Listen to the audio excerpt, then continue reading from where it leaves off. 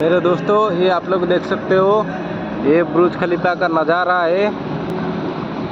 बुर्ज खलीफा का सामने फाउंटेन है, डांसिंग फाउंटेन है, वो आपको मैं दिखा रहा हूँ। आप लोग देखिए कैसा डांस कर रहा है, पानी डांस कर रहा है, डांसिंग फाउंटेन है, आप लोग देख सकते हो।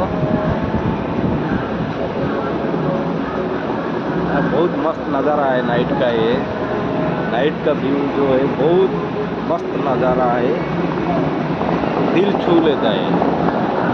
Oh my God, wow, very interesting. ये आप लोग देख सकते हो, बम मार रहा है, बम। ये देखिए नीचे कैसा डांस चल रहा है, ये आप लोग देख सकते हो। हम लोग बहुत दूर में है, देखो इधर बाहर गर्ल डांस भी करता है, रेड कलर का ये पहना है, आप लोग देख सकते हो। बंद हो गया अभी,